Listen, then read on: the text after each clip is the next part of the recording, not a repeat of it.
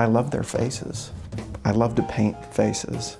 Thelonious Monk, Louis Armstrong, There's something about the way that certain jazz musicians age. Charlie Parker, Dizzy Gillespie, When you listen to their music, when you listen to jazz music itself, it's so alive, it's so vibrant. alive and vibrant, like the colors and expressive faces of the jazz giants taking the stage in unique portraits painted by this man, Nathan Evans, artist. The reason I paint is because I feel like I have to, almost in a way.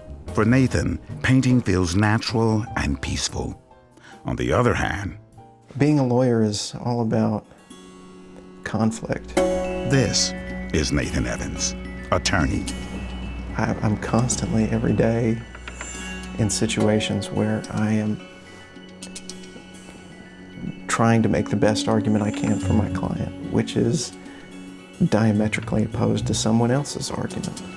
On weekdays, Nathan appears in the corridors and courtrooms of the Hamilton County Courthouse in Chattanooga, focused on the fight found in lawsuits, litigations, depositions, and legalities.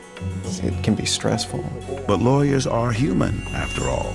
And this one looks forward to moving from conflict in the courtroom to contentment at the canvas.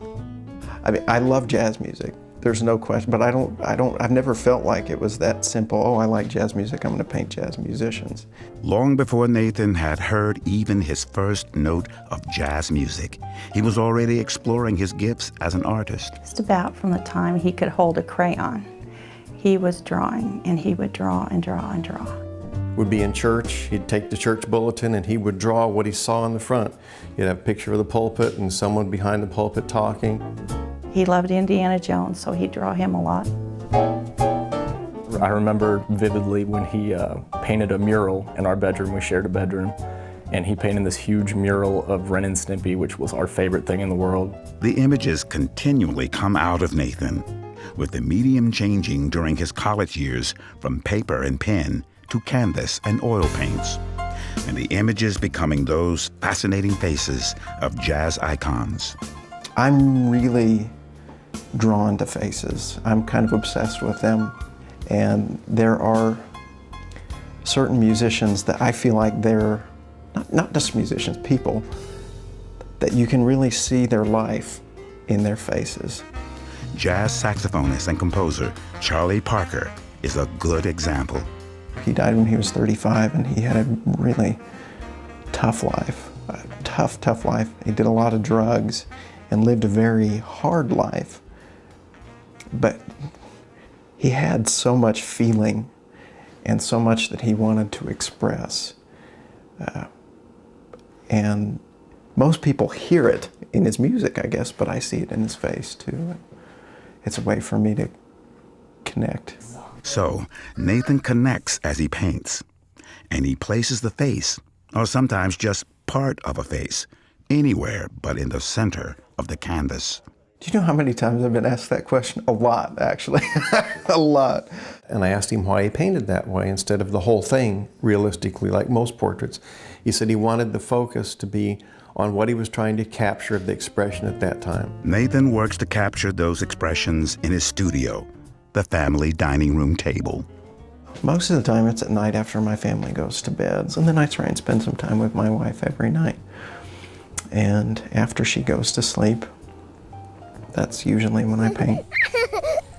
But during the waking hours, the jazz artists know they have to get in line behind the one thing Nathan loves more than painting, his family. One of the things that I love most about painting is having my girls around. Can I help? Having them come up to me and say, "Dad, can I sit on your lap?" Some of Nathan's previous portraits are part of a permanent collection housed in the Bessie Smith Cultural Center. We are so happy that Nathan took time to really capture the essence of these artists and shared his works with us.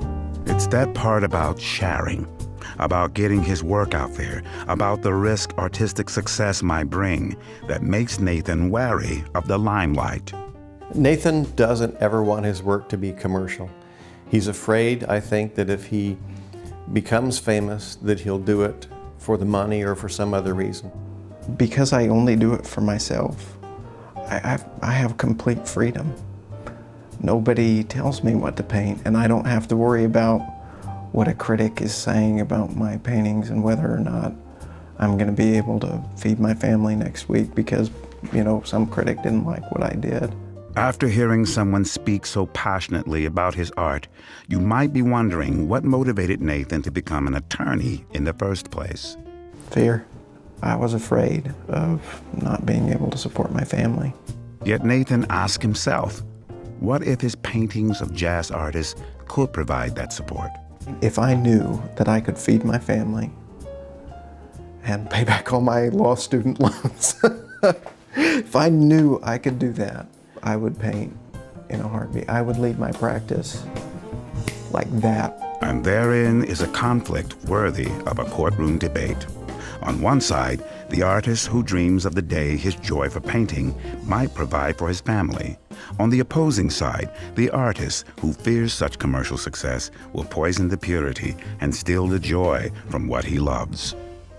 I think it brings him greater joy than practicing law. I think that he has a God-given gift that he has worked to develop, and I think he ought to spend his time doing that. You could say the case is up for appeal. Until then, Nathan Evans will paint passionately instead of professionally. By painting the faces of the artists who created jazz, he will reveal something deeper about them and himself. When I sit down and I'm composing a picture, I guess that's just what feels right to me. That's how I see the world.